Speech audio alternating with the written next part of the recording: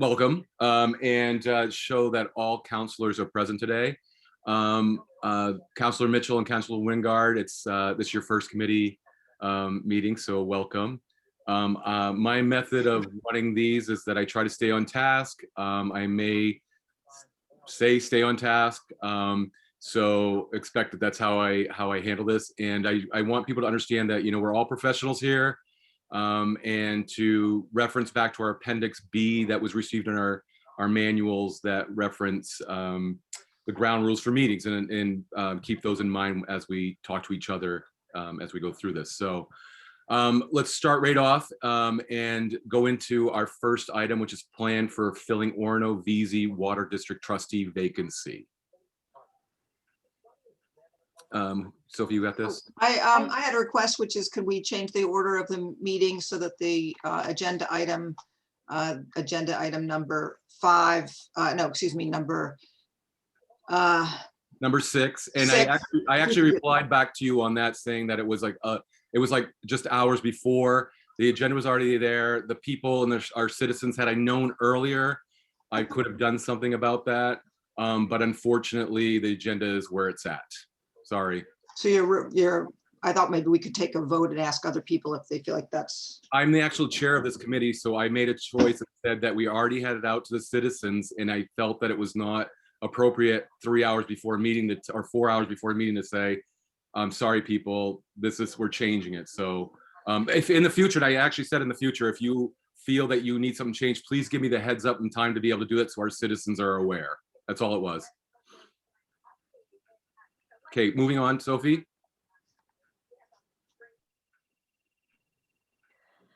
So with the last election, we gained a wonderful new counselor, and unfortunately that wonderful new counselor had to vacate her term on the Orono VZ Water District Board of Trustees.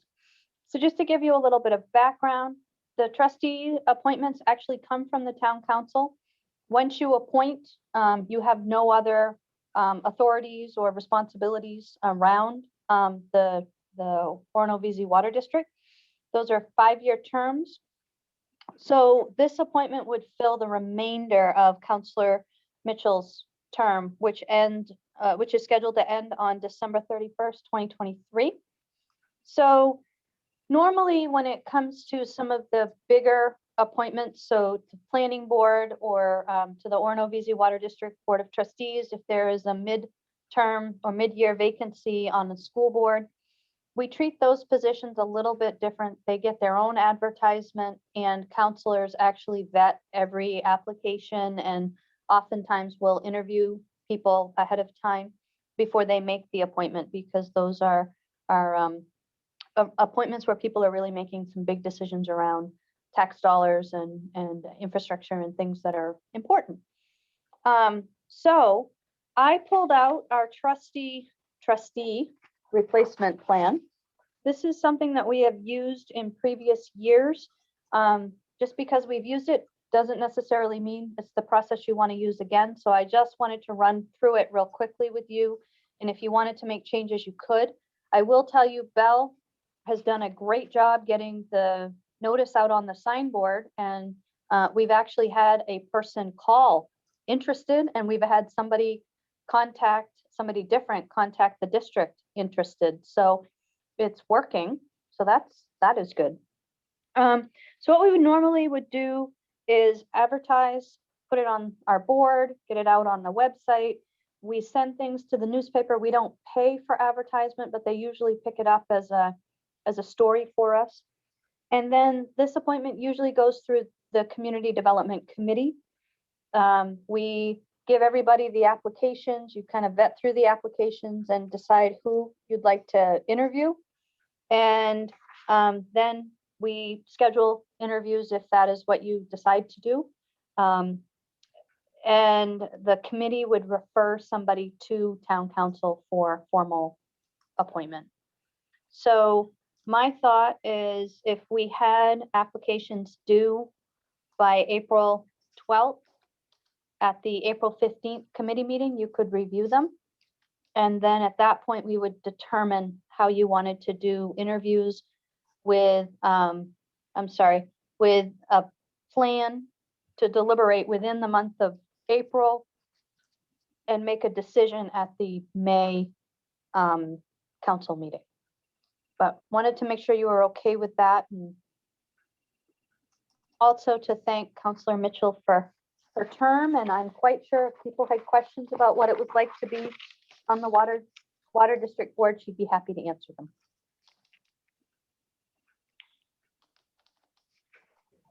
Do we have any questions? And not a question, but that seems to be a process that's worked well for us in the past, and I think we should go forward with it. Sounds good. Is there anything else from anybody? No? Okay.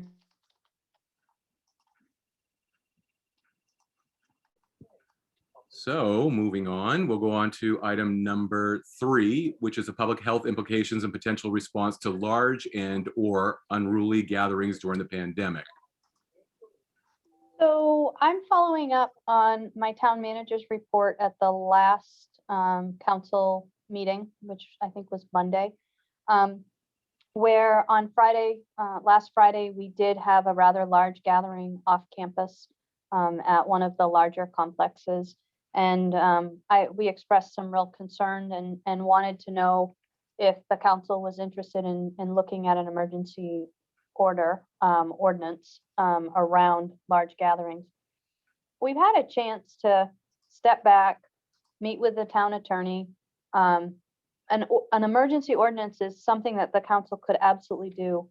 However, we think at this point, there are some other avenues that we can work with this particular, it's one property owner at this point in time. And we think we have some tools through their site plan and subdivision approval process. So we actually have met, we met earlier this week with the property owner, and then we all came back together today with our respective legal counsel to talk some more. The university has graciously agreed to be part of this conversation with us. So they are a partner with the town and have been very, very helpful. At this point in time, Josh and I are suggesting that we pick up the unruly gathering ordinance that we had been working on. We look at how we can tweak it around public health and safety, and we put that through its regular process so it will be ready to go for next school year. And at this point, we deal with this individual property owner. If I don't have the tools to deal with this property owner and where we remain concerned about the public health risk, we will come back to you. And it takes a week to put an emergency order together. If that's okay with you. Definitely. Anybody have any questions? Not a question, just a comment. That sounds like a good plan. I didn't get to attend that meeting on Monday, but I did watch it and wished I'd been able to attend rather than where I was. But I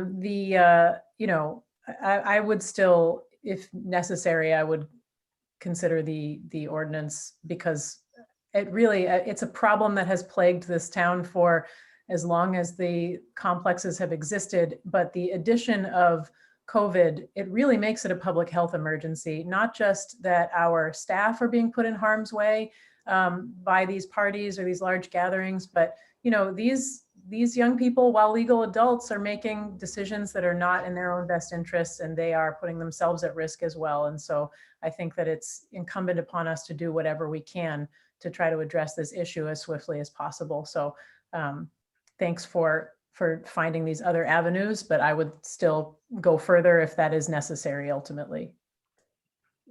My hope is that when we come back together on Monday, we will have at least some next steps that I can share with you. Great, thank you. Anybody else have comments, questions? Just thank you very much for trying to find a way that's maybe more immediate and focused than this emergency order. So appreciate that.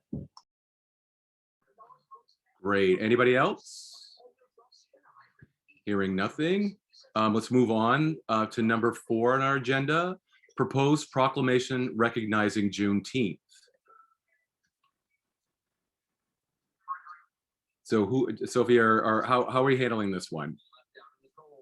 So I'm happy to, I suggested that we put it up. I will tell you that this was not a specific request. This is last year, right before the June council meeting. A member of the community, the Saturday before the meeting, a member of the community asked if the town would consider adopting a Juneteenth proclamation, proclamation recognizing Juneteenth. And Councillor Gardner dropped everything and wrote, I think, a smashing proclamation. But it sparked a conversation at the next council meeting, because it was not on the agenda, because the request came in after the agenda had been published. And in order to add an item to an agenda, you needed a unanimous vote of all councillors. And the issue that was really sparked at that point was that proclamations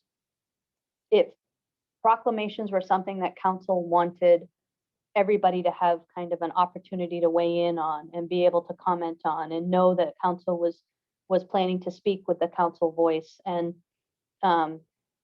it sparked a lovely conversation and a new set of guidelines around how the council implements proclamations and resolutions. So when I looked at the set of guidelines, we really need to start this now, so that if you want to issue a proclamation, and it sounded like at that point council was very supportive of the idea of a proclamation, you would need to move through the process now. So I put it on the agenda. I didn't do anything to Councillor Gardner's words, but it's here for your conversation.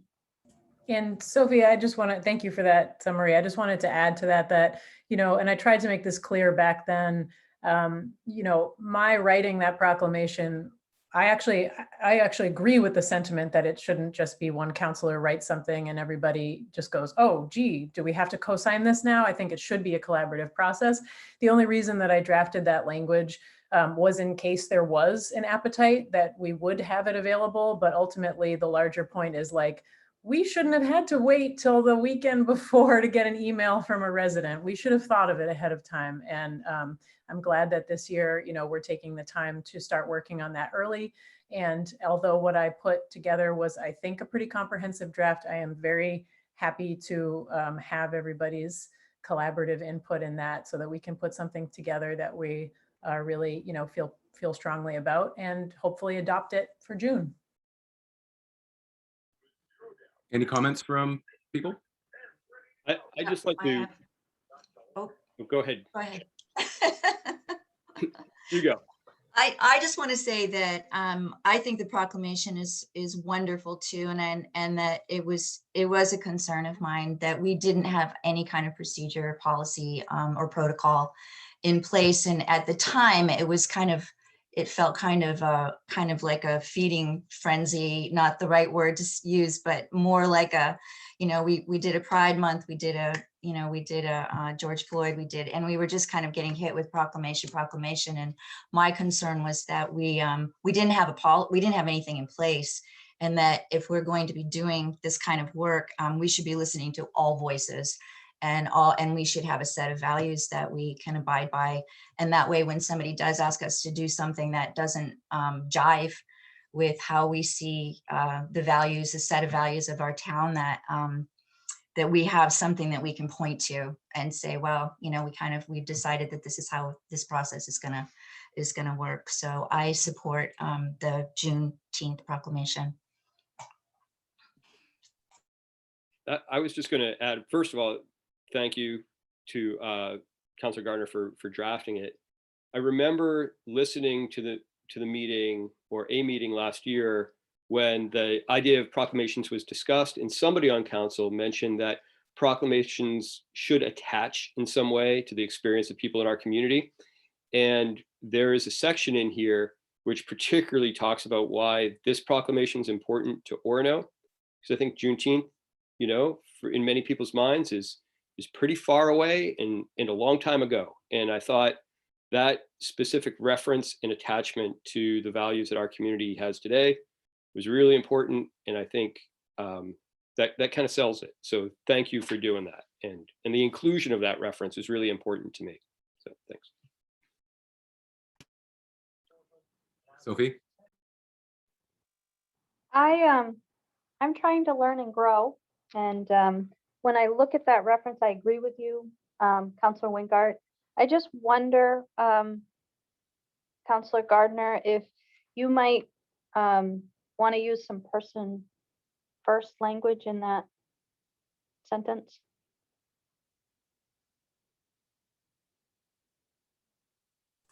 Sorry, I'm trying to find my mute button at the same time that I'm looking at my agenda, and I can't walk and chew gum at the same time, apparently. Yeah, and again, I would like to amend that, again, as I mentioned at the last meeting that I attended on the 8th. I'm trying to retrain myself to use person first language, and that was not something that I was thinking about when I drafted this. So I agree, it would be good to revise it in that way. Any other people? Well, I'll just say that I am a person that has always just loved the Juneteenth concept. When I lived away back in the 1990 up in Alaska, Juneteenth existed back then, and it was a big celebration for many years. So it's weird that I'm sitting here in 2021 going like, wow, we did this like 30 years ago.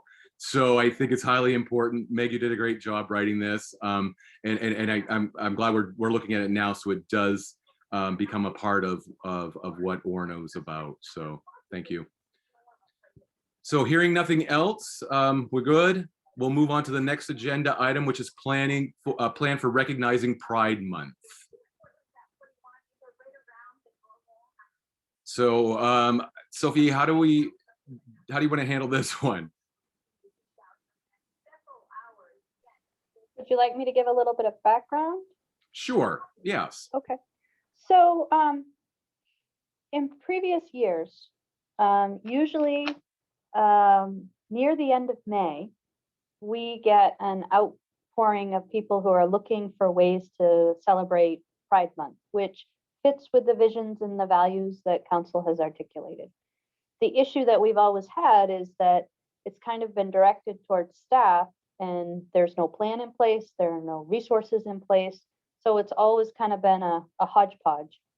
At a time when there are several statutory deadlines that hit the end of May for the same groups of staff that would be doing a lot of the outside work around getting ready for Pride Month. So right last year in June, we had a conversation, and Councilor Grenier and Councilor Gardner we met a few times, and we really kind of thought through how we could plan, because if my staff knows what the plan is, whether it's how we support council or what activities need to happen, it makes things an awful lot easier for us. And I also think one of the things that we talked about quite a bit was the difference between the community as a town with a little t and staff as a town with a big T, and that there's a role for, I think, both to play. So we've talked about a lot of things. One of the things that we did last year is we painted the crosswalk. I've checked with Rob. We have all of the material that we can go ahead and we can do that again. We are looking at a thermoplastic application, but it's very expensive. We're going to have to get probably some more towns involved to try to do a group purchase and a group contract with a vendor. But ultimately, I think it would be a better product that would stay with us for a longer period of time. But that was my little piece, and I think both Councilor Grenier and Councilor Gardner have done quite a bit of work with this. So yes, actually, Meg has graciously agreed to continue to help me as we go through this. We've already reached out for kind of the standard stuff that we've done before. The reading to the children at the library is pretty much a go. And we're gonna start working with the entities involved to get this stuff all set up to make sure we have another great Pride. Meg, do you have anything to add to that? Yeah, so I'm kind of wearing two different hats in this arena here on council and also as a board member for the recently formed nonprofit Orono Pride. And Councilor Osher is also a board member of Orono Pride. So yes, I've confirmed a booking for Carry the One for the Storytime and Drag series at the Orono Public Library. And so we're just working out the details of, the scope of what we'll do this year, but we are getting that process underway. And then, there are a lot of activities that, again, I like the way that Sophie just highlighted. There's community and town with a little t, and then there's town with a big T. And so my hope is that, and this is what's already happening, is that we're kind of working in conjunction to do the things together. So for example, Orono Pride is going to work again on the public displays of public art and on windows, because that really is private property. It's business owners that are involved in that. But at the same time, the town can support that project in various ways like it did last year. So we're working on a lot of those collaborative things. I try to keep my hats straight so I know who I am when I'm saying what to whom. But one of the other things that I did want to bring up while we were on this subject is, as some folks may have seen on social media this weekend, we had a community member, I believe she's actually here in the participants group today, who, their family had chalked some supportive messages for LGBTQ+ people and Black Lives Matter on their sidewalk. And unfortunately, an adult in the community chose to deface that with some bigoted slurs on the sidewalk in chalk, which is, it's horrifying, but that kind of hatred lives in every community, even ours, even though we wish that it didn't. And, our community policing folks are working on it. But in the meantime, Orono Pride is organizing a chalk out event on this weekend where we're encouraging folks around the community to chalk messages of support on their sidewalks in front of their homes. Orono Pride can help out with getting chalk to you if you need it. So please check out Orono Pride's Facebook page or the website, oronopride.org, if you want to get involved and need some supplies. And I also believe that that Rob Jackson is organizing something similar on campus this weekend as well. So, if you need more information about that, you can reach out to me directly or just, either of the people I mentioned. So, yeah, so let's chalk up our sidewalks this weekend, because that is not what most people in Orono are about. So yeah, thanks. And let's hope it doesn't snow after I know. that. I have a depression in my sidewalk in front of my house, Public Works. No, I'm just kidding. And it's wet, so I don't know what I'll paint something on my house or something. I don't know. There you go. Lori, did you want to add from the Pride board?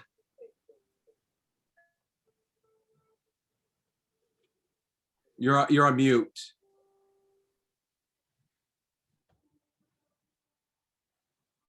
Sorry about that.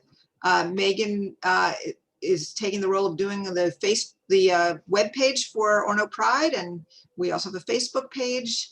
And so if people are listening and they want to be supportive, like our Facebook page, because that helps when we do announce things, that helps get the word out.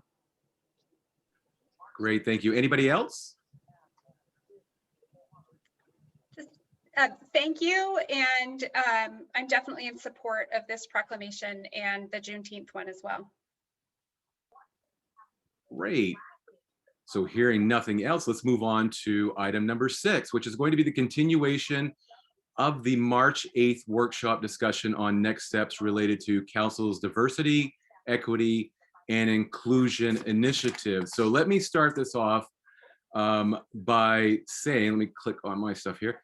There was a request, the last time we met was on March 8th. So there was a request at that time to submit proposals that a counselor had. It just made more sense to pause to allow the counselor time to kind of submit the proposals. And additionally, all counselors were invited to submit thoughts and next steps that they may have. So tonight is a night for, it's not a night for public comment.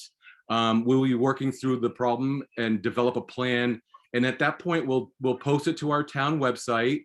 And then I will then at that point, after that, I will work with Council Chair Perry to determine when public comment is appropriate.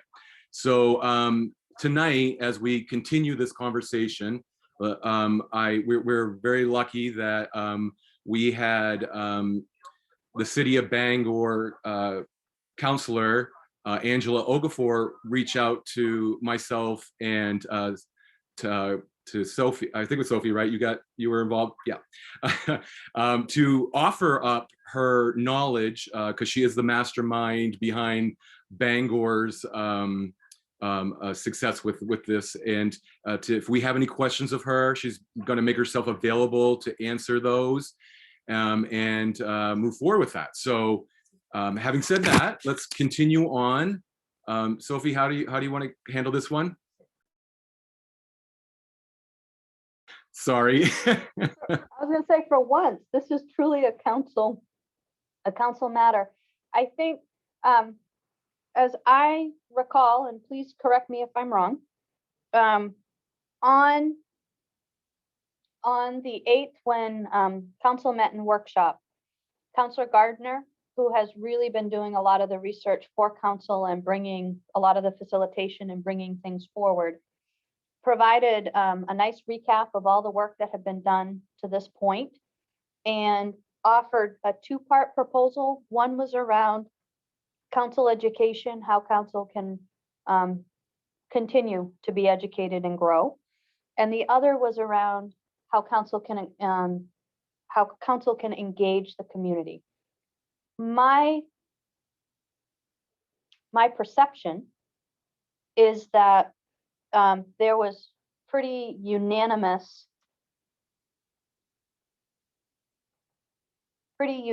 support for the council education piece, and the community engagement piece was where the second proposal came in to address. So because we have new counselors, I might suggest that we do allow each of the counselors that provided the proposals to give a brief overview of each of their proposals, and then you have a conversation. Everybody has the background. Both of these proposals were put up online under items under consideration, so the community has access to them as well. So that is my suggestion. Terry, if I could just take a second. Sure. I'm a little concerned. At our last meeting, we debated when to have a continuation of this workshop. And it was my decision as chair and with your agreement that we do it tonight. There has been some information around the community that somehow the town manager organized this, and I just want to make sure that the public is aware that the town manager had nothing to do with the scheduling of it tonight. That was our decision as council members. So I just wanted to make sure that was clear. Lori, I apologize if scheduling it tonight puts you in a difficult situation in terms of getting your material together. I know that you had commitments in Augusta, and we respect the importance of that commitment. So if it was a difficult task for you, I'm sorry we put you in that situation. But again, it had nothing to do with our town manager scheduling. It was entirely council's decision. I completely appreciate the opportunity to have put this on the agenda. And as I've mentioned to some other folks, I am completely in awe of the counselors on our council who are avid physical exercisers and how strong and healthy they look. And so I was trying to emulate them. I found something that I could do. Unfortunately, it's at 6. It's at 6. So I won't be able to. So the bigger challenge I was able, because of all of the information we had collected in the city of Bangor and other towns. It was actually, there was plenty of information that I was able to use to create the proposal I made. Yeah, I did on the weekend, but I'm very glad for the opportunity. And I'm just going to apologize that I only have about 15 more minutes. And I'm hoping that I can present right now so that I can then slip out. And sorry, I won't be here for the whole discussion. Can I just make a quick ask before we jump into that, just so that everybody can be present for the discussion, a brief discussion, if folks are okay with that.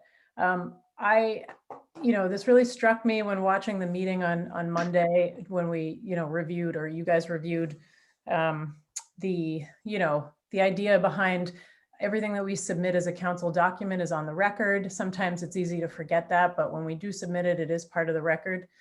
I just want to point out, and again, I'm trying to think about my own use of language and use people first language, but in this case, I really felt uncomfortable that in the proposal that was submitted, Lori, that there's a reference to Black or African-American people as Blacks, and I feel very uncomfortable with that terminology, and particularly because we are a council of white presenting people. I feel that it's not appropriate. And if there's an appetite from the majority of folks here, I would like to request that we submit an amended version of this proposal for the record that uses more equitable language, if people are comfortable with that. Any input? Me personally, I would be much more comfortable with that, looking at the language of that also. It's kind of a word that we shouldn't be using. Thank you for pointing out that there's work to be done, and I'm looking forward to having lots of people put eyes on this so that we can make the best document possible that is that moves us forward and shows that we put in the work and that we have good intent. Laura? I would welcome the opportunity for Lori to speak to her presentation and maybe engage Angela in sharing her knowledge and experience with it in our neighbor Bangor. Sounds great. Lori, you ready to go? Yes, thank you. Go ahead.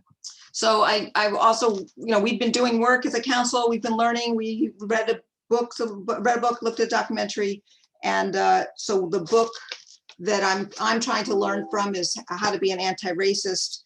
And it says to be anti-racist is to view the inequalities between all racialized ethnic groups as a problem of policy. And throughout the book, he talks about how to take action to be anti-racist, the focus needs to be on policy. And so that's why I think that the work Megan did is fabulous. She's been doing lots of work that helps us move forward as a council, and education is incredibly important. And all of us are doing our best not to be anti-racist, but because we're in a culture that is racist and has come from racist roots, that it's constant activity, but that what Ibram X. Kendi says, and I believe that I support that, is that to do that, we have to be constantly working to change policies that we don't see as being racist ourselves, because we live with those policies all the time, and that's normalized for us. And so, that's why my proposal in the packet was hastily prepared, but as I said, prepared from the many documents that have come to the council that I've collected, that I learned from other communities. It's an extension of the proposal by Councilor Gardner. Her document proposed a formal mechanism for addressing issues related to equity and inclusion. And in her community inclusion section, she's described the process we've done so far as and she summarized it as What's been lacking from that conversation, however, is a sustained input from a variety of community members who are most likely to be impacted by discrimination and structural inequities. And I so agree with that. So this proposal, and it's mostly the ordinance part that I propose is modeled on the one from Bangor. And so I will go to those now. So the first is the proposal. And it says a proposal for advisory committee on economic justice, racial equity, inclusion, and human rights. And if you look at the one from Bangor, it's got a lot of similarities. So we've been engaging in several conversations with the goal of improving our town with respect to racial justice and equity. And the council's participated in civil rights training and established the practice of discussing these issues. And this would make this proposal is that we have a committee that would advise the council, and that committee would be composed of people who are most likely to have experienced or are representing the people who might experience inequities. So the goal of the advisory committee would be to create awareness about opportunities to advance issues of race, gender, ethnicity, religion, sexual orientation, gender expression, sexual identity, ability, language. Councilor Robertson mentioned age. I don't think that's in this list. Oh yeah, it is the first. Issues of age is first. Family circumstances, cultural backgrounds, to ensure concerns are heard and considered when creating city policy and ordinances. In this case, we should, and you can tell it's Bangor because they call it themselves a city and we call ourselves a town.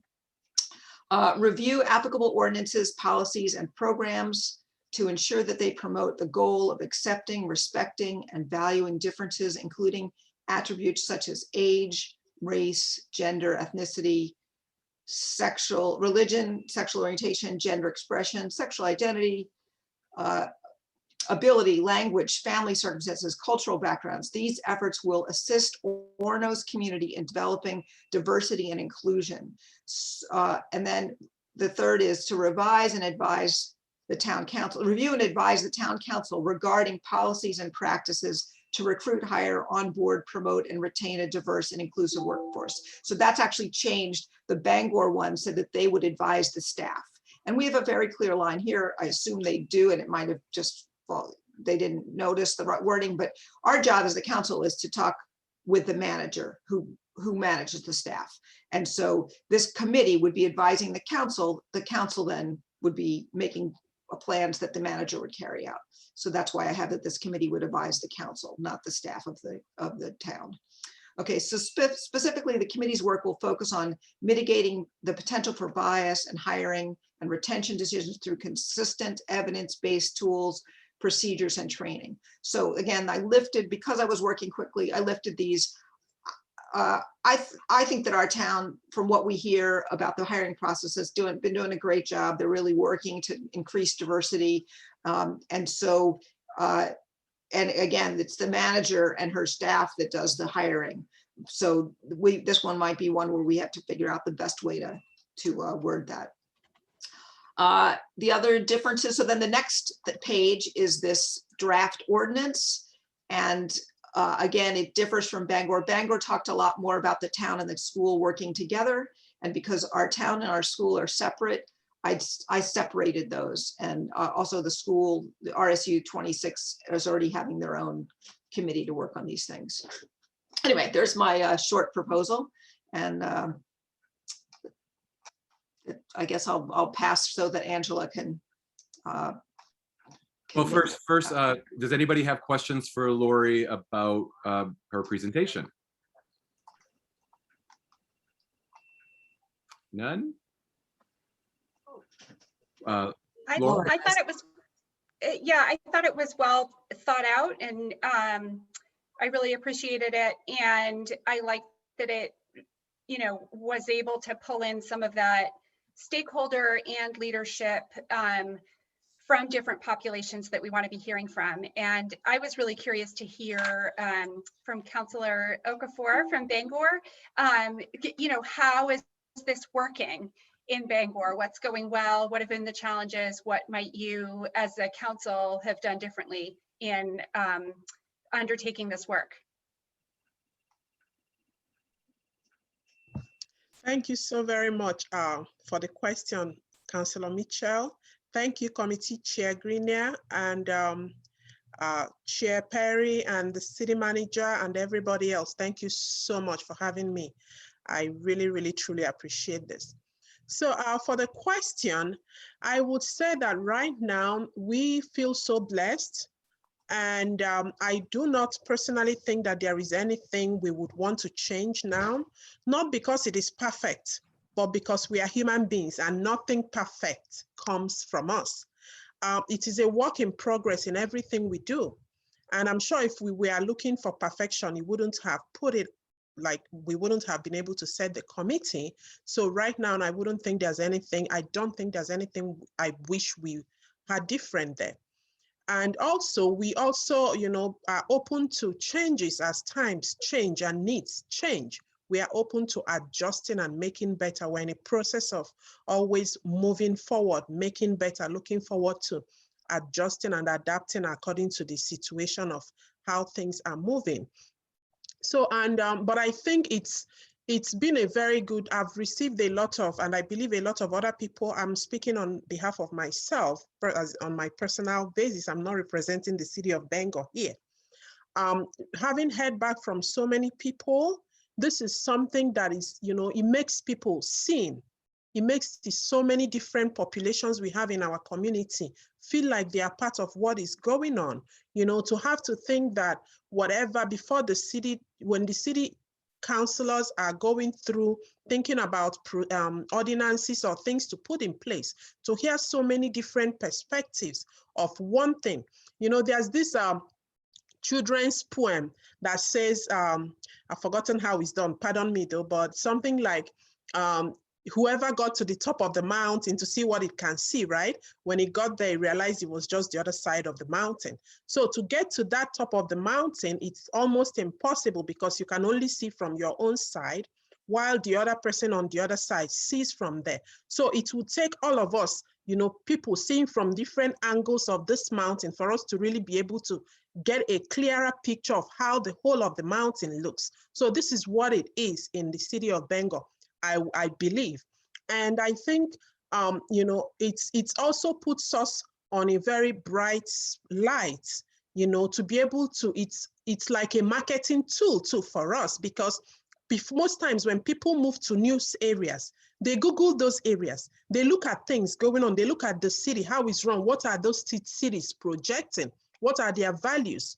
So when people Google Bangor and then this comes up, it is very welcoming to think, oh, they are actually doing this. That doesn't mean there is no racism. That doesn't mean there is no discrimination. But at least the good thing is Bangor acknowledges, yes, we have work to do and we are willing to do this work. And this is the little bit of what we have chosen to do to show and to keep us on the track of keep trying to get better. So this is one good aspect of this. Another good aspect of this is when you think about it, some people think that diversity has to only benefit the marginalized. No, this is an economic factor.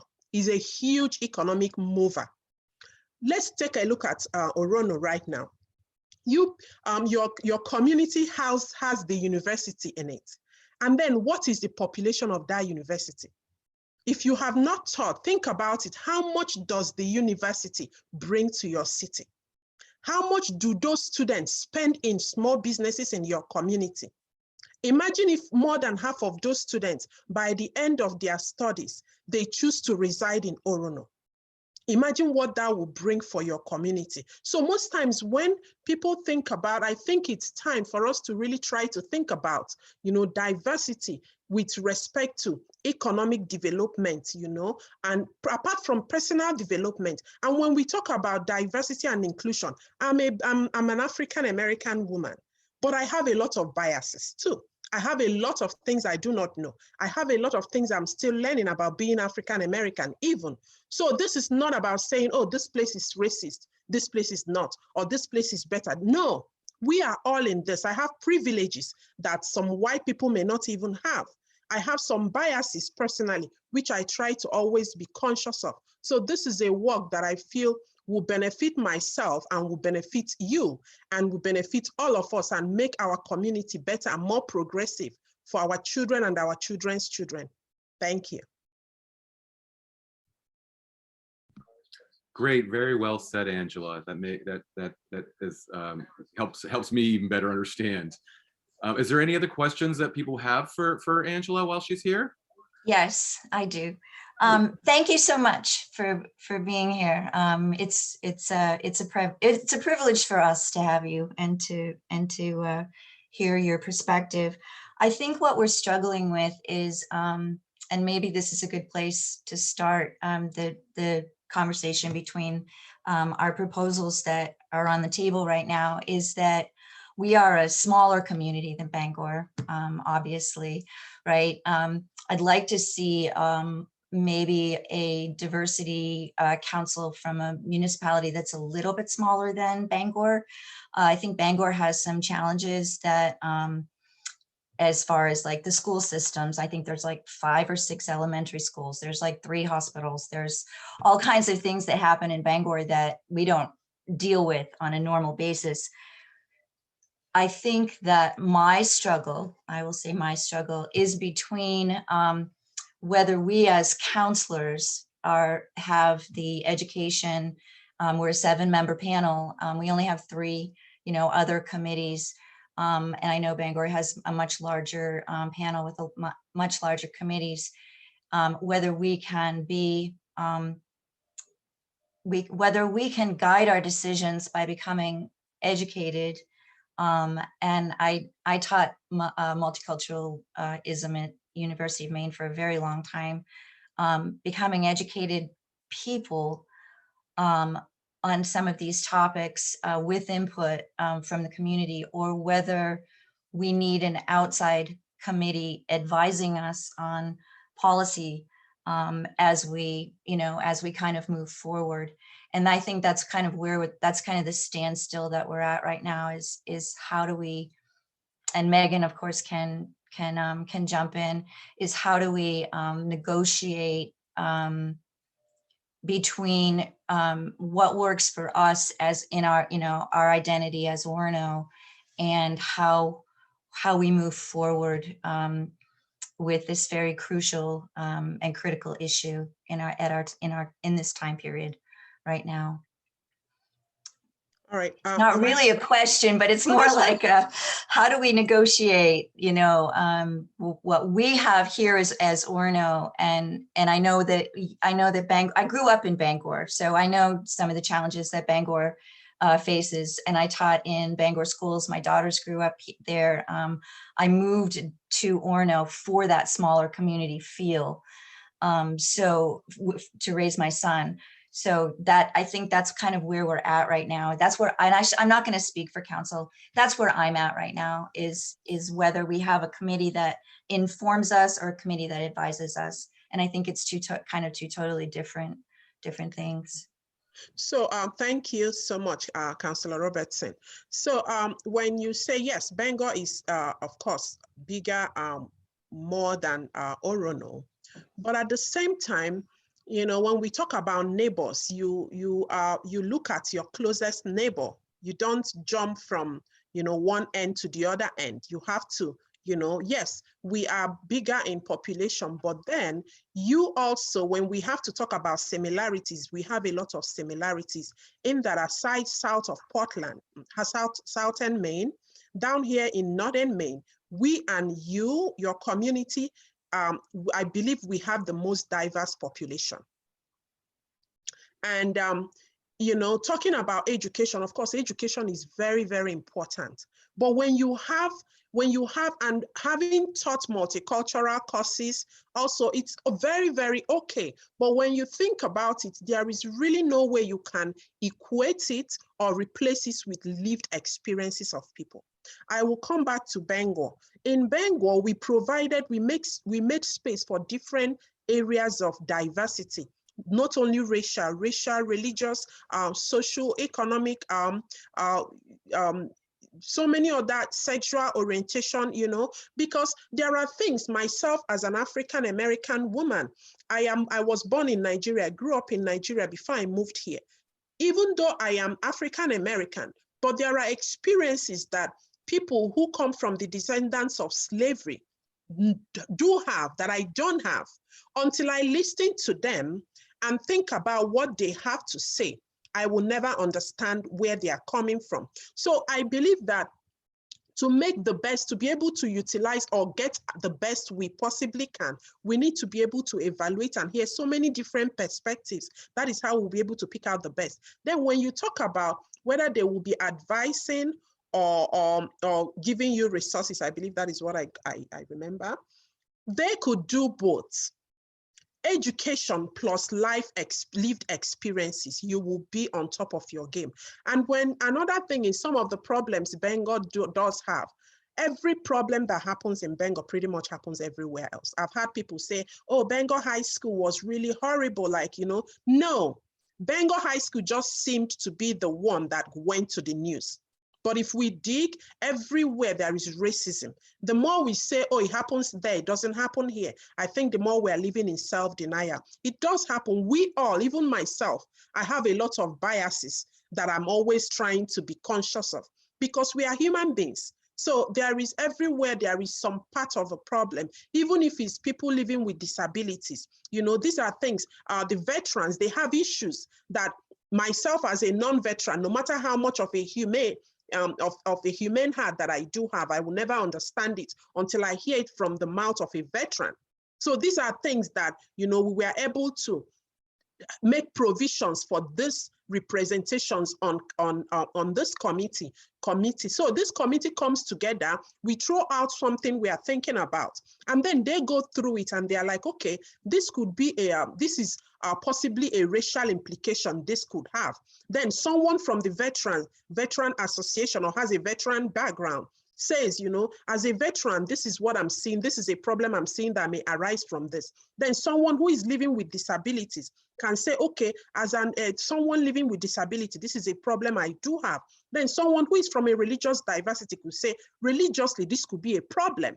For example, there is this topic conversation going on from south of Portland, you know, about COVID vaccine. So the Muslims said that they heard something about, you know, during their Ramadan, that they are not supposed to inject or put any foreign object in their body. So, you know, it was a conversation. Someone like me, I wouldn't have thought about it. In my head, it's COVID, like, you know, you are offered a shot, you should take it. But a Muslim said this, and you have to think about it. When they are fasting, they want you know, they want to be in the purest state of their spirituality and all that. So if trying to stay safe, you know, is going to affect that, how do they now do that? So now the community is thinking of a way to, you know, maybe offer some of the short clinic or vaccine clinic earlier before dawn or later after dawn. So these are things that as a regular person, you will never think about it until someone from that particular area comes and speaks. So this will not be a committee that is going to be taking decisions. No, it is fully and 100% advisory. You know, helping you explore your minds, bringing resources, just like your staff. You bring up issues, then you go to the staff, the particular department, and then the staff looks at it, analyzes it, and comes back and tells you, if you do this way, this may happen, that may happen. But if you do it this way, this may. So that is purely what it is. Thank you so much. Absolutely. Thank you. Great. Does anybody else have questions? So Angela, Jeff, do you? Oh, it's not directly a question, and perhaps you're going to address it. I would like to talk about how this is operationalized, how members of the committee are selected or how they self-select, and the pace of their interaction with the city manager in Bangor and how that could potentially occur in a town like Orono. That may be a larger conversation later, but very interested in the kind of the nuts and bolts of it. Oh, sure. Thank you so much, Councillor Wingard, sorry. So in Bangor, the way it is set, the thought we had was to have positions preserved for different diverse groups: economic, sexual, racial, religious, you know, so to have those, because we wanted to have a different and diverse as possible pool of people, because we wanted to hear from so many perspectives as possible. We had a seat for someone from NWACP, We had a seat from someone from Faith in Lincoln in Action, you know, just different. We have someone from the native people, the Wabanaki people. We had students, you know, because we wanted to hear from students too and their generation. And we had a space for high school person. We had a space for students from tertiary institution around here. We even included the ones that are not in Bengal, because we, you know, we believe all of our communities are somehow tied together. So this, and you know, what they do is, how they work is people apply. We advertised when we were ready as a city, then people applied stating why they wanted to be part of it and whatever qualifications they feel like makes them, they will bring to the table. You know, I'm not supposed to discuss those things, but let's say, for example, someone who has maybe who was a veteran, for example, you know, comes and applies. They could state something like, you know, I served in the military, I went through this, I went through that. So if I'm on this council, if I'm on this committee, this is what I hope to bring to the table, just like regular applying for a job. So, and then the council sits, goes through the different applications, we interview them, and then we decide. We had conversations as to who best fits what, and who, you know, do we think will bring a better skills or values to the table. And that was what we did. That was how we were able to pick people that we wanted. And the general council approved it, and that was it. And then they had their first meeting, and they chose their chairperson, who is supposed to be here too, Dina Yakuba. And she is also one of the leaders at the Orono Muslim Center, Islamic Center. Yeah, thank you very much. That's very helpful. Absolutely. Thank you. Great. Anybody else have questions? Angela, I actually do have a question. One of the things I'm curious about how, I mean, we're definitely going to have a different perspective in the sense of how your area is compared to ours, for obvious reasons we just discussed. However, one of the things that I'm really curious about, and I can only assume that you have experienced some kind of level of this, that when you put these things out there and you have a community that is really upfront, really excited about this kind of stuff and feeling that it's an important work to be done, and we as a council, we typically, with most things, as you know, even down to every little detail of work, is that we want to make sure that when we do this, we do it correctly. We don't want to come in kind of haphazardly and just kind of throw things together. So how did we find in our community that there may be a perception that we're not doing our work, when in fact we definitely are, but we want to make sure that we do it properly. So do you have advice on that, you know, for that kind of perception, just for us to say, how do you look at it for telling your community we're doing the right things, and we just don't want to slop something together so we can say, yeah, look, we've got the badge, we're done, kind of thing? Thank you so much for the question. So the way I look at things is, you know, when people, most times it's easier to just show people than to be telling them. And how can you show in this situation? By bringing those people closer. With this community, you are bringing them closer. They would, before I got on council, there were a lot of things I never appreciated. There were a lot of things I would grouch over. But when I got on council, I saw how, you know, how realistically certain things cannot just happen. Not because the council doesn't want it, but it just cannot. You know, and it gave me a different perspective of so many things. So when you bring, for example, I have two hands. I have gold in this hand, but I leave it open. I have nothing in this hand, but I keep it closed. Which hand do you think everybody will want to know what's in? This, because I closed it. So to make it easier for yourself, you leave them open so people can easily see what is in there. So I think creating this and bringing those people closer, you will have more voices that will speak on your behalf to the community that, you know, yes, they want to do this, but they have these restrictions, and there are these restrictions, and this is either practicable or this is not practicable. So I think it will still be a plus to have this committee, because it will bring those people closer. It will showcase what the efforts you people are putting without you having to blow that trumpet, but by other people seeing it as it is happening. Great, thank you, Angela. That makes total sense to me. Is there any other questions so we can let Angela leave before I cut everything done? We good? Thank you, Angela. Yeah, Angela, Thank you, thank you absolutely. so Thank you very much. much. Appreciate you Thank taking you. the time. Thank you for having me. Thank you for taking the time to kind of join us tonight, and I really appreciate that you reached out to me. And always keep me on your list, and I'll keep you on my list if you need anything of Orono. As likewise for Bangor, we will definitely reach out to you as well. Sure. If you need any other form of, if you have a question, I will be here. Great, appreciate that. Thank you. Thank you so much. Bye. Have a great evening. Okay, so moving forward.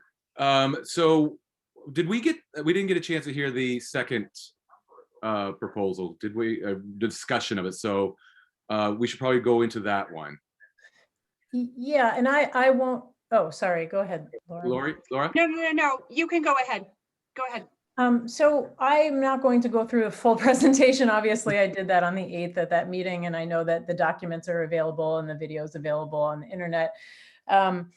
What I will say is, what I want to do is try to outline what I think is the fundamental disconnect going on here. And what kind of saddens me is I feel like if somebody just turned this meeting on and just listened to, this discussion tonight, that they would think that the Orono Town Council needs to be convinced that it's necessary to have some sort of permanent body or mechanism to address these issues in Orono. And we don't need to be convinced. I think that everyone on council, obviously we have 2 new members, so I'm not going to speak for them, but in my experience of what's gone on for the last, year or so, I think we've heard loud and clear that council is supportive and understands completely the reasons that Councillor Okafor very eloquently laid out for why this is a necessary thing to have. The disconnect that has been happening over these last series of meetings is that, and kind of to outline the differences between what I proposed on the 8th and what's been proposed tonight, is that what's been proposed tonight in many ways, I think for my feeling, and possibly for others on council, it kind of skips maybe some necessary work.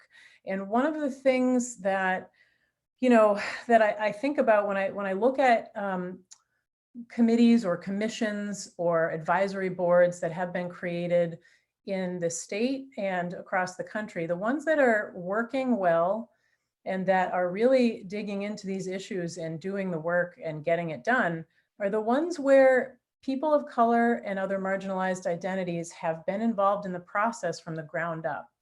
And that is what happened in Bangor, and that's what happened in South Portland, and that's what happened in a lot of communities where it's really working and it's successful, because it is, in my view, paternalistic for a group of completely white people to propose and implement a permanent committee of some kind without ever really seeking the input or collaboration of people who are most impacted by inequities, structural inequities. And so to outline the difference in between what I was saying and the proposal we're hearing tonight about just starting a committee off from jump, is that what I've been saying is that Orono has skipped the step in the process where we have worked collaboratively with and received input from people of color and other marginalized identities. That is not something that has happened yet here. This, we've heard the petition that came from the community was largely generated by white folks. Not that there's anything wrong with that. People are passionate about these issues. I'm passionate about these issues. All of us on council are, I think. But we have not heard, we understand from education that we've done ourselves that there are large structural inequities that are common to all communities in the United States. But we also know that in our town, we have our own unique set of circumstances that go along with that. We are the home to the University of Maine, which is about as big in population as our town is. We are home to an international program. We are home to the Islamic Center of Maine, and we are also a very small community. We are a town that is built on tribal lands of our neighbors of the Penobscot Nation. So we are a community that has a very unique set of circumstances in addition to the larger problems that all communities in the United States face. And what I'm advocating for is not that we don't have a committee, because ultimately I would be in support of something like that. But what I'm saying is I don't know what the charge, the specific charge of that body would be, what it would look like, how it would be formed, and what specific things it would seek to address. And the proposal that I made, while it doesn't have to be the exact things that I proposed, I'm trying to get at a mechanism to actually do that first step of getting collaborative input and feedback from people in our community who are not largely privileged identities. And so, I presented a number of different ways to try to do that, but ultimately, though I am a firm supporter of some kind of advisory board, committee, commission, some kind of permanent group that would do this work in the town, I want to know more before I make a decision about what that group is and how it interacts with council. And so, yeah, I'm happy to answer questions if folks have them, but mostly I'm hoping for collaboration from the rest of council. If you are interested in getting this input and this feedback, what mechanism can we work on now to do that so we can move forward towards a permanent mechanism to address inequities? Laura? Yeah, I thank you, Megan, for the work that you've done in this leading up to this, and the thoughtful research and proposal that you have in front of us. And I was looking at these collectively as opportunities that we have in front of us. And I really like the council education commitment that Megan outlined. I think we could even come up with potentially richer opportunities. Who even knows? I think that it depends what those training opportunities look like. So I think that's wonderful. I think we need to engage the community, and I think we need to hear from more people. I think we need help to do that. I don't think that this council right now is prepared and ready to do that stakeholder engagement right now. And I would see an opportunity to build off of Lori's concept of this group that could be ad hoc to start, but a diverse group to come help us conduct some of this engagement, provide us that input directly, and just get the ball rolling for us. And once they provide us some input and feedback, we can then think about the nuts and bolts of something permanent. I'm not ready. I don't feel like I know enough to say we can to even think of permanency right now.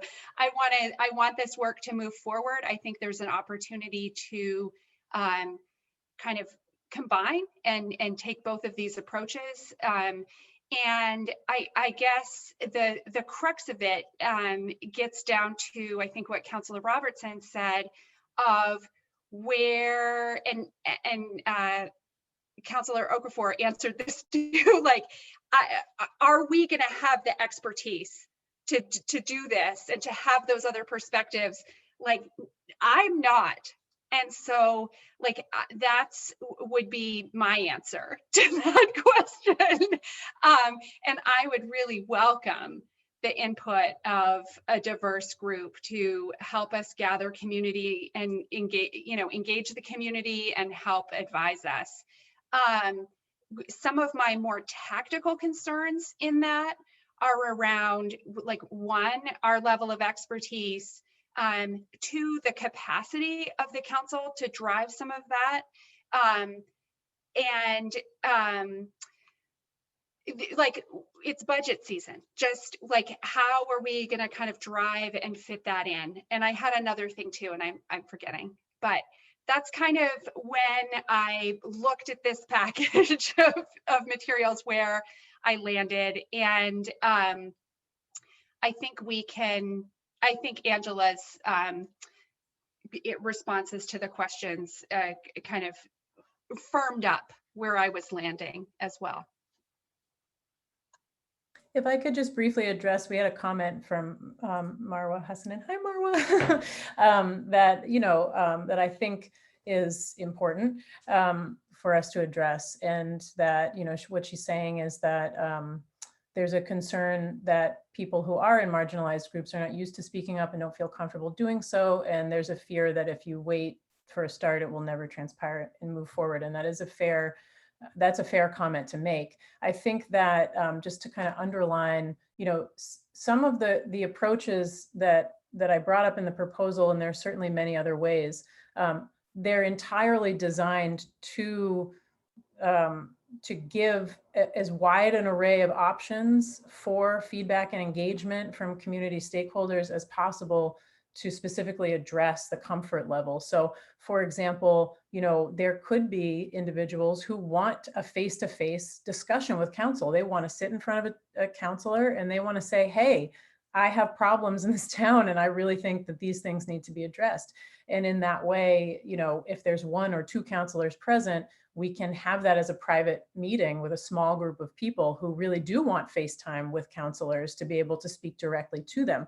But there are going to be people who are not comfortable speaking directly to people in positions of privilege and power because of their life experiences. So there are other mechanisms.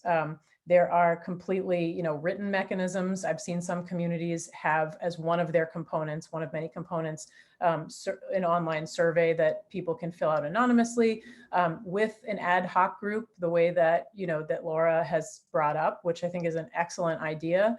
An ad hoc group of community stakeholders who would represent those diverse voices and speak with their own communities and could choose to bring us into that conversation or choose not to include us in that conversation, but just give us feedback at the end of that process. I think that what I'm trying to get at is not, well, let's just dither around and hem and haw about it and then do nothing. That is absolutely not what I want.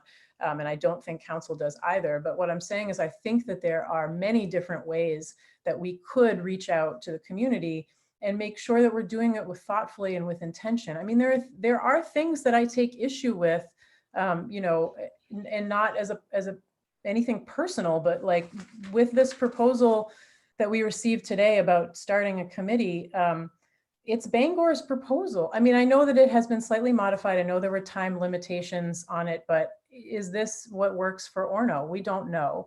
And, there's a mention in the draft ordinance about including, a representative from the Black Student Union at Maine. Was the Black Student Union at Maine reached out to ask if it was okay to put them in a draft ordinance about whether a representative would be, on this committee? I mean, these are not things that we should just hop, skip, jump, rush and do because we want to get something done. I think that there are ways that we can address this thoughtfully and with intention and with sensitivity to the people who are involved and what their experiences might be.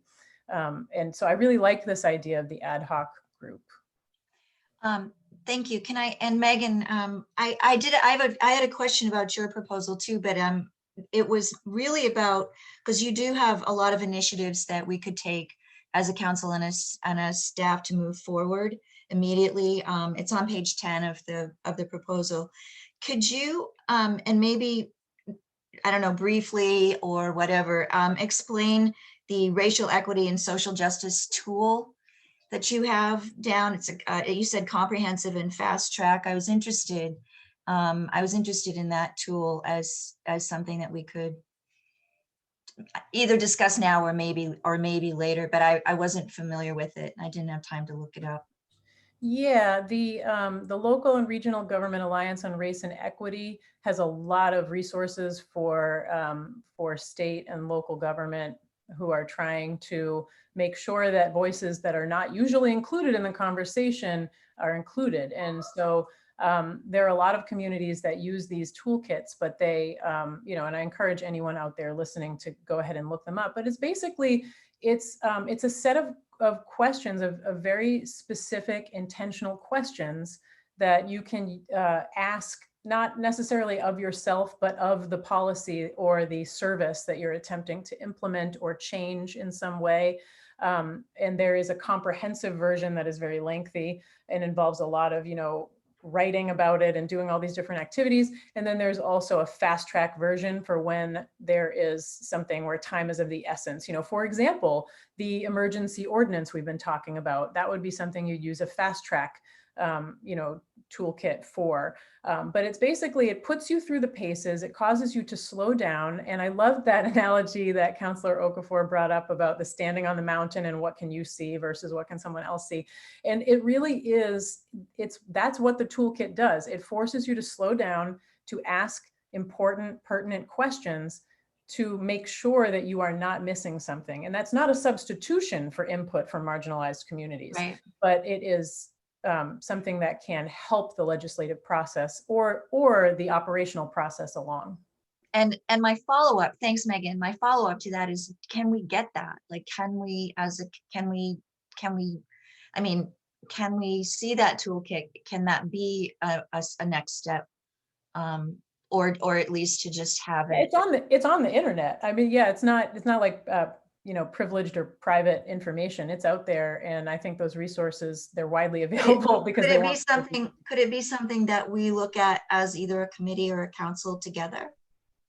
I would think that was great, personally. Terry? Terry, if I may, I'd like to go back to Laura Mitchell's comments and Megan's follow-up. I do like the idea of getting some help in gathering information from the community.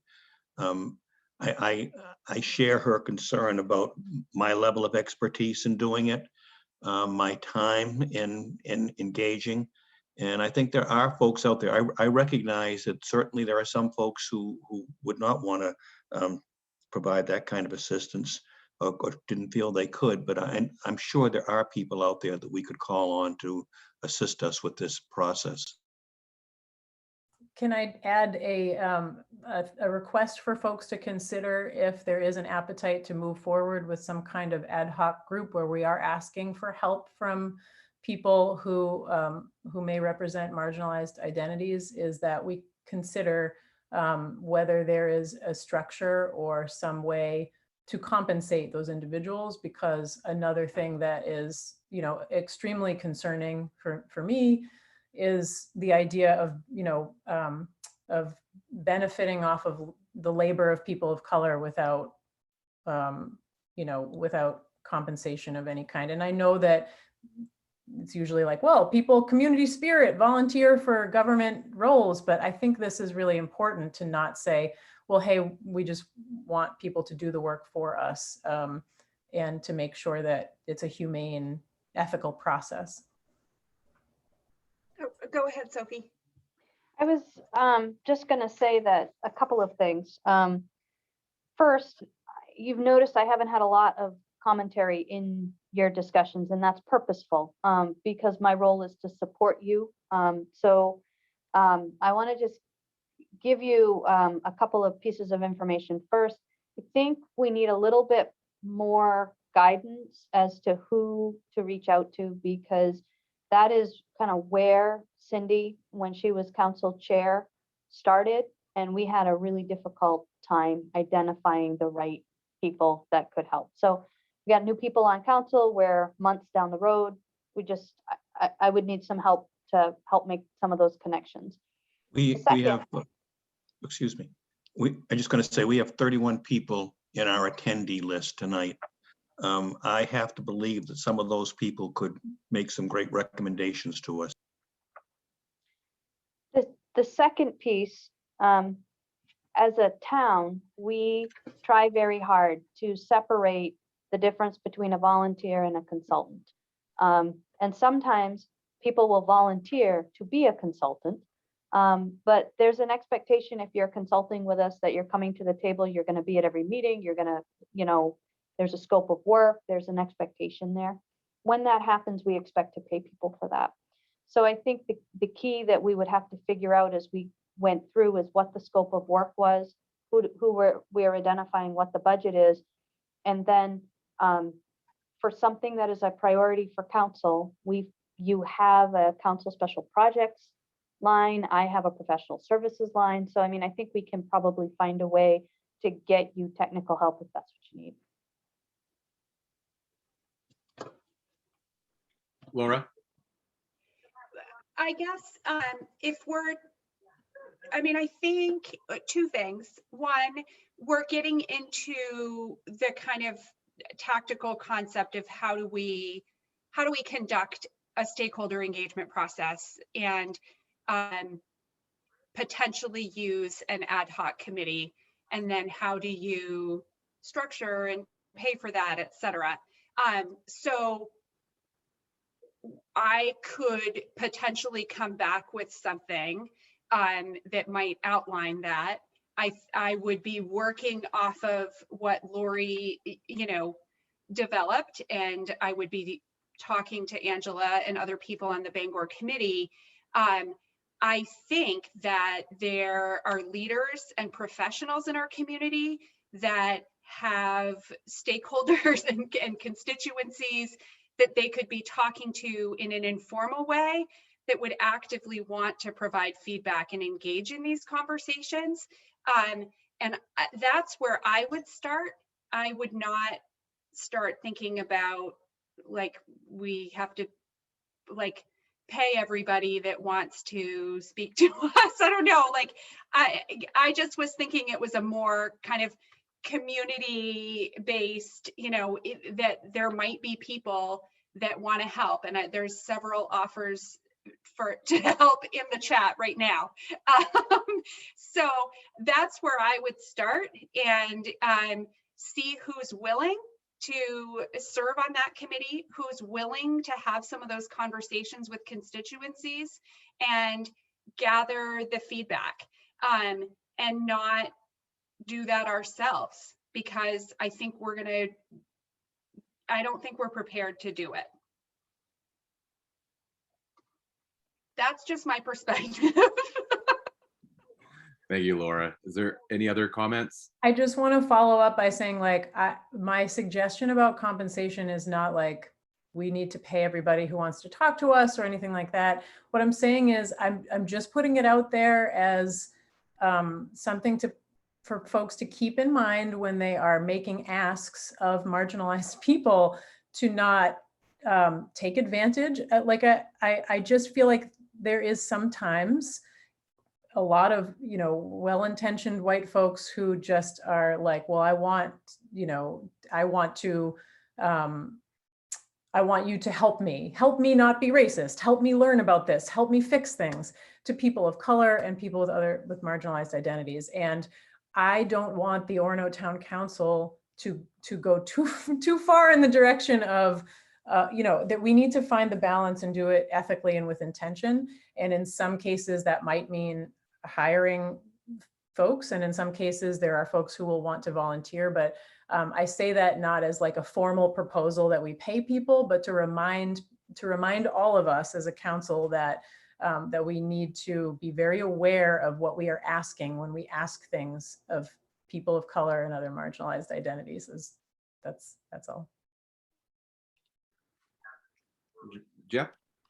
Yeah, I want to thank both Megan and Lori for bringing the proposals in front of us, because I think there's so much overlap there. And for me, it's been great because I've been watching these meetings for a long time, and honestly, just as like a fly on the wall, a little frustrated sometimes that, you know, we as a community haven't been able to figure out like the right pathway. So I think there's so much energy here. I love the idea of having multiple ways to communicate with lots and lots of different constituencies. And I think that idea that was embedded in Megan's proposal is essential. I also really like the idea of developing an ad hoc committee with the specific charge to help us establish policies for, the real committee or the empowered committee, because I think that takes us out of the thinking stage and into the acting stage. And even if we establish that with certain parameters, right, that it's got a short window of existence, and that at the end of 6 months or 4 months, that the ad hoc group brings a series of recommendations to the council, that is that provides some energy to get us moving. So I'm brand new here, and I'm not telling anybody anything that you haven't heard yet, but I am really excited about elements of both of these plans. And yeah, that's it. I want to get going, though. I think our education can be concurrent with the activities that we're doing as a town. And I don't think we have to wait to take on those activities because I'm not fully educated yet. So that's it. And I agree. And the only reason, Jeff, just to get you kind of just caught up to speed, is that one of the things back in October, November, I did have a meeting with the folks over at the Office of Diversity and Inclusion. And I went to them with the ask of, will you help me do action now? And what they said back to me was, we want you to do action on yourselves first, because it's important for council to show that it's as a group of white people, it is important for council to show that they are invested in self-reflection and doing the work of diversity, meaning everybody, and not just kind of focus their attention on, well, what can we do to fix your problem, people who are not us. And so that's why we kind of pressed pause on the process and did, some education and had these public conversations about our own privilege and whiteness, so that we could, really, I want to demonstrate all the ways in which we really are invested in this work, and do it publicly so that it can be transparent and folks can see us doing it. But, I also want to move forward and to get something going and to actually do something. And so I'm hoping that we can get some action going after tonight. Yes, and to reiterate, this is the point that we are at, Jeff. So this is where we are. We've done a lot of work, guided by Megan, and she's done a lot of the boots on the ground. So you are entering at the crossroads. So now we're at that point where we need to make a decision about how to move forward. So yeah, so that's where we're at. Laura? So I would be willing to do an extensive amount of plagiarizing from Megan and Lori to develop a combined proposal, leveraging an ad hoc committee to conduct stakeholder engagement for us and develop some recommendations that would include council education. And I'm thinking 3 months, like for a window, maybe to start. And then maybe that's too aggressive, 4 months of the ad hoc committee would be working and conducting that engagement. Maybe just 3 months, I don't even know. I need to think about that further. But and so I'd be willing to put that work in, but I guess, like, how is the town responsive to that? And like, logistically, is that a thing and possible? Sophie?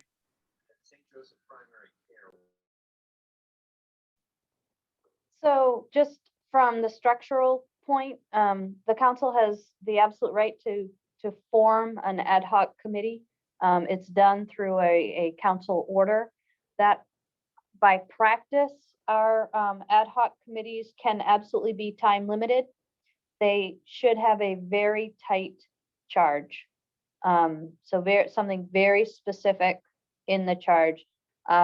Something big like we're going to advise the council on matters of social and racial justice probably would not fit our norm. But very clear, actionable items.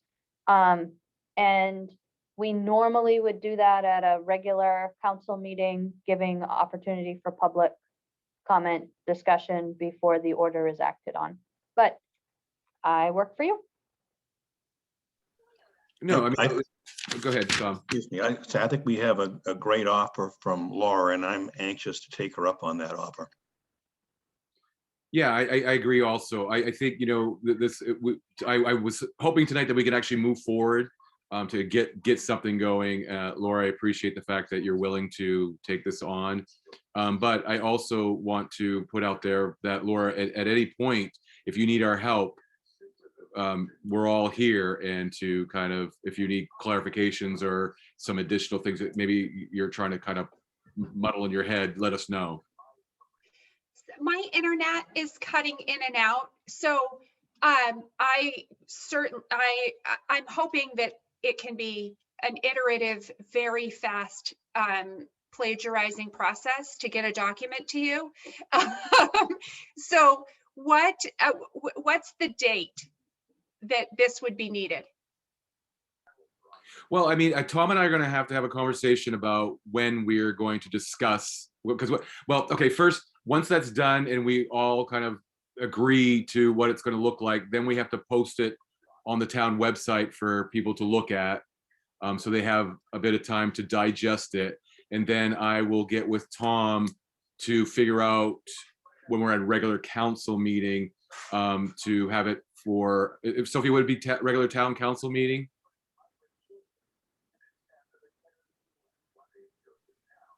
So if we followed regular process and folks were willing to take a draft, the next regular town council meeting is the 12th of April. Council committee is gonna, I'm sorry. I was gonna say, I kind of turn, Laurie, the question back to you. I think we could organize something, a special meeting or part of a special meeting when you are able to bring us some material. I don't think we necessarily have to wait until that regular meeting in April. I think we're all anxious to move forward, and if you were able to do something in 2 weeks, I think we would find a way to fit it into some meeting.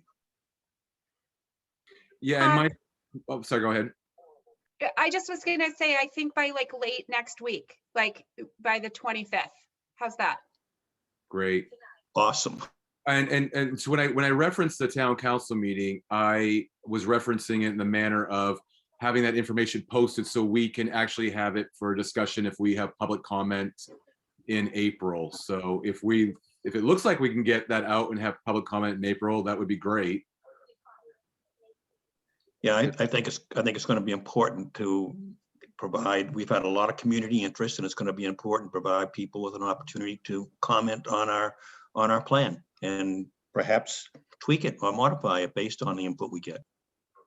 Sophie, do we have a workshop coming up? Can we do it at a workshop? I'm looking at our schedule. So I would, not to put timelines on anybody, we've got finance committee meeting next Monday. We've got 2 public hearings, which is a special council meeting and a workshop on asset management on the 29th of March. We've got comp plan implementation on the 5th of April. We don't have anything scheduled on Thursdays, but I don't know if you want to hold these meetings. I don't know if you want to hold another discussion on a Thursday or not. But that would be I have my a very difficult time with Thursdays because I'm supposed to be working until 7. I took paid time off to be here tonight because I think it's important, but it's not something, it's hard for me to do that as a regular practice. So one option that we could maybe think about, I can talk with Kyle to see what we have on the comp plan agenda. Maybe we could split that meeting in half and do an hour of comp plan and then a review of this. That would give plenty of time to get something even revised and posted before a meeting on the 12th. And I think while we can absolutely do things by special meeting, it would be nice if we could at least have conversation on the 12th when people would normally be looking to join us. I think that sounds like a good plan in terms of time. Is everybody okay with that? Yep. Great. Well, I'm feeling good that we're actually able to get this moving. Is there anything else to discuss with regards to this? Nothing? All right. Well, so we will move on to, I guess it'll be the town managers.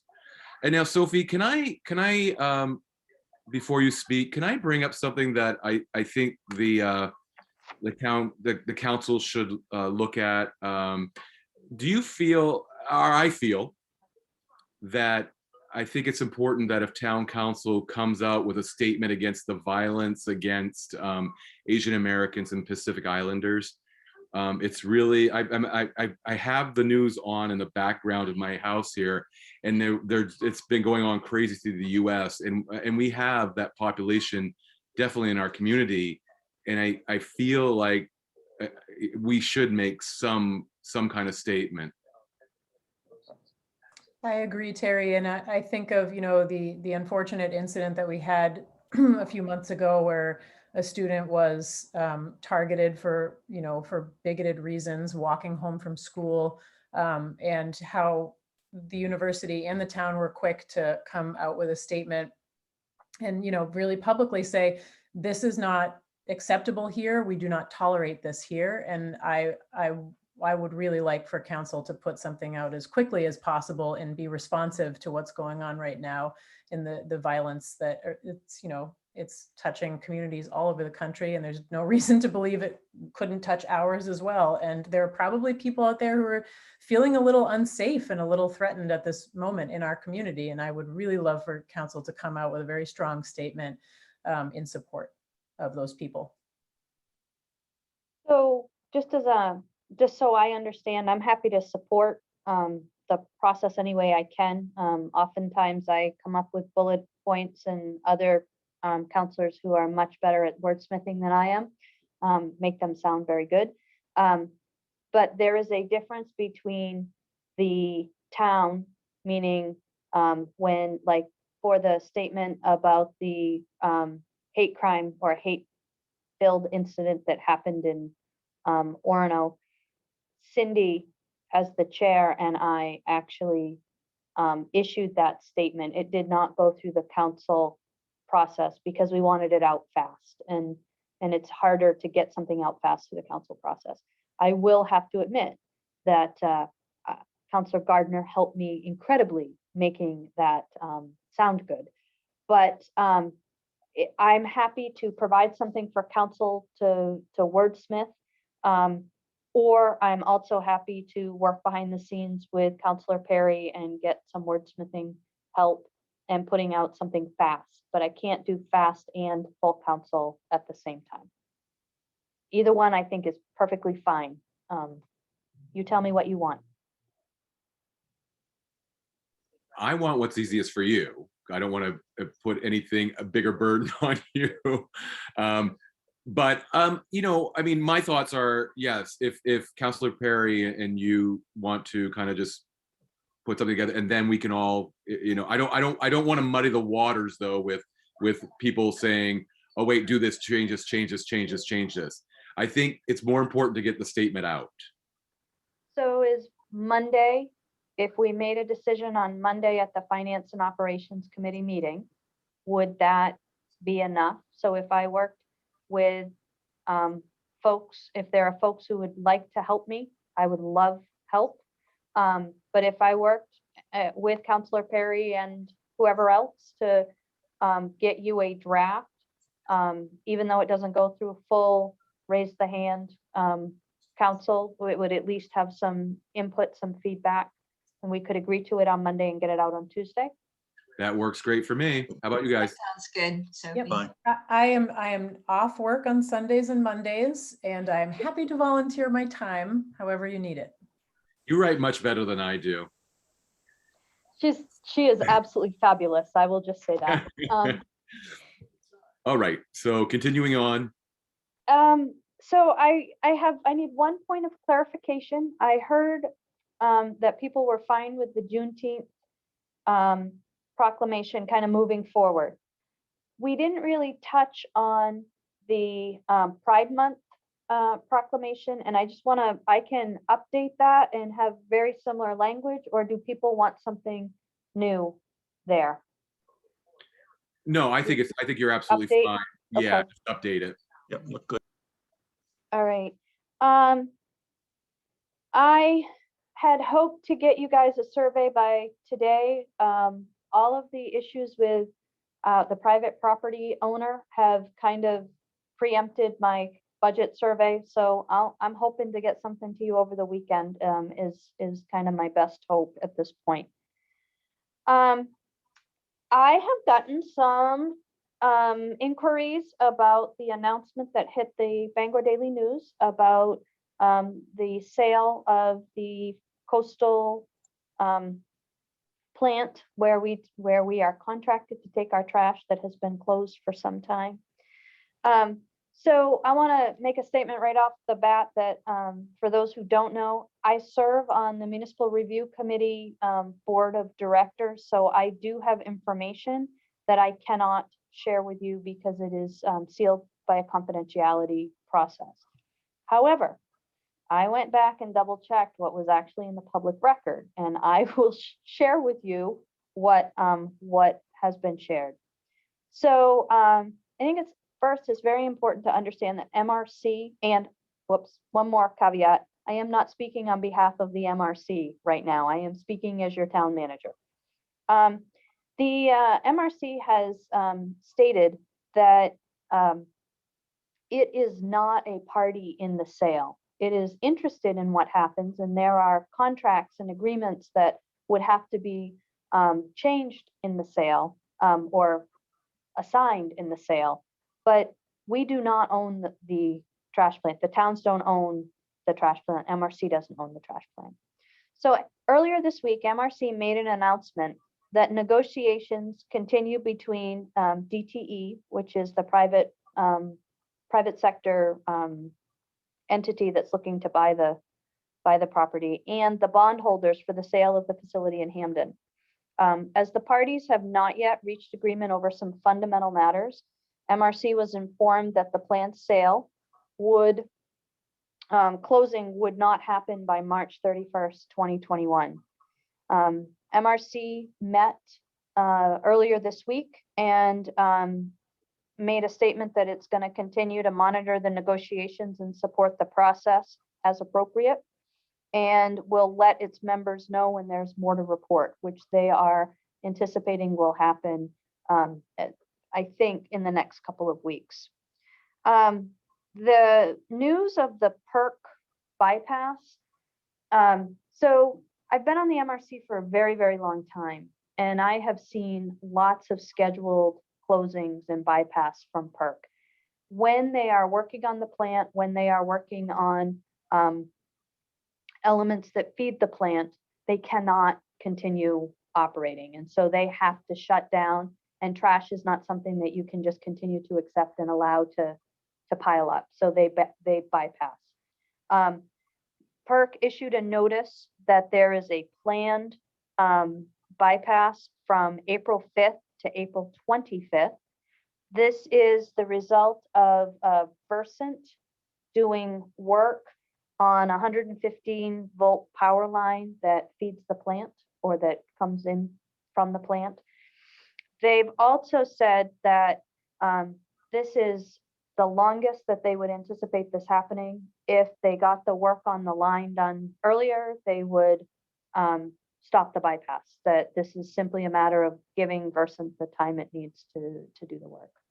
So that is what I know that I can talk about. I would say that PERC bypass has happened for this type of length of time during my tenure on the board. It is not an unusual circumstance.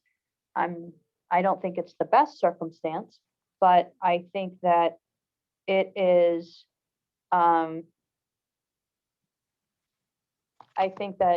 reasonable. So that's that is the information that I have. And I think I had a counselor who had questions about it. I don't know if I have answered her questions. I think I was also wondering if, so all of our municipal solid waste will be landfilled until Park reopens? Until Park reopens. Yep. Okay. Thank you. So on that stellar note, I think that's all I have. I think we've been at this plenty long. Great. Is there anything that anybody wants to add before we say goodbye?